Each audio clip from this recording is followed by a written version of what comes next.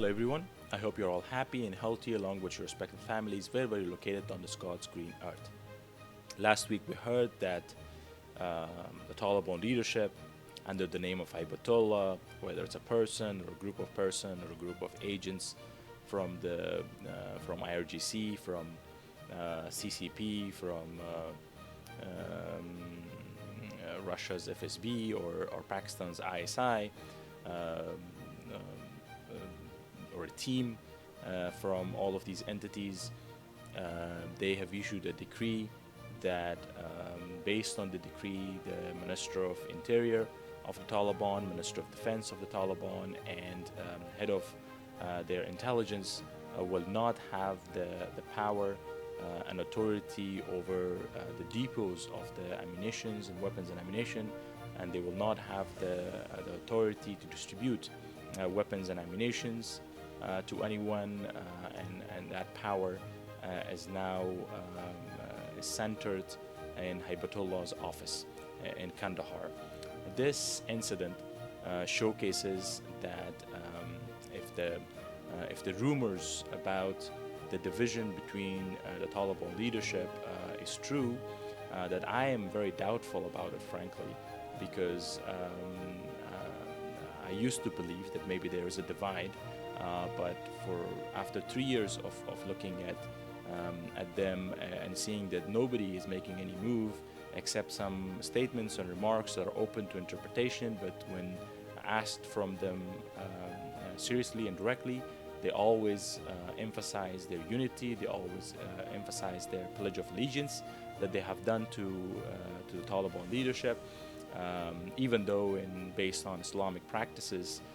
if the Amir or the leader is issuing decrees and rules and regulations or governing in a way that is against the interest of the population, against the interest of the people, that the followers could take back their pledge of allegiance, so they could stand up to the leadership and conduct an uprising. Prophet's grandson did stage a similar uprising and resistance against one of the leaders of Islam at the time. But this current leadership are ignorantly emphasizing on their unity, even though if they can see it and if they believe it, that the Taliban are denying Afghan women and Afghan girls the right to education and their freedoms, and they have taken hostage the Afghan flag and the Afghan political identity and political legitimacy, that this is basically undermining the interests of Afghanistan. This is animosity with Afghanistan. This is an attempt to turn Afghanistan into another Palestine in the region, and so they needed to stand against the Taliban leadership and get rid of them through a coup d'etat, or through a people's uprising, but they didn't do it. In any case, if the rumors about the division of the Taliban are true, then this decree would indicate that division has become serious, and that division has reached to a breaking point. That probably the Taliban leadership have heard about the consultation between these three individuals with other political leaders about the possible coup d'etat against Hibatullah and their office in Kandahar, that probably in order to preemptively prevent them from doing so, Hibatullah has issued a decree to make sure these three individuals do not have the authority to distribute weapons and ammunitions to their fighters and also to the people,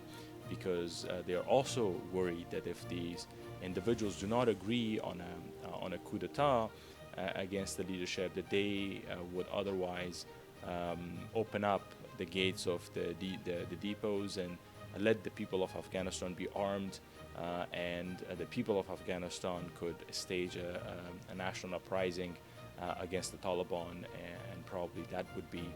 a mechanism that is going to be considered. And so in order to prevent that, they've issued a decree in curtailing the authorities of the Ministry of Interior, Minister of Defense, and their head of intelligence. So let's see what's going to happen internally within the Taliban, whether we're going to go towards a coup d'etat or we're going to go towards a national uprising of Afghans against the Taliban. So with either of those, hopefully there will be an opportunity for Afghans to come together and create a people's government, and a government that is aligned with the interests of the United States, with the interests of the Western countries, and is aligned with the interests of democratic countries, liberal countries, in this age of great power competition that we are entering. That more than a Cold War, it seems it's half violent and half warm conflict that is right now ongoing between the West, led by United States, versus the East, led by China's Communist Political Party, and in that bloc, of course, the axis of evil also includes the Putin circle in Russia, the IRGC and Ayatollahs of Iran, and the inter-service intelligence entity in Pakistan. So with the hope that freedom happens in that region, that could then the flames of freedom could be guided towards freeing those societies and countries around Afghanistan as well. So with that hope, God bless you, God bless Afghanistan, God bless United States, and God bless our world.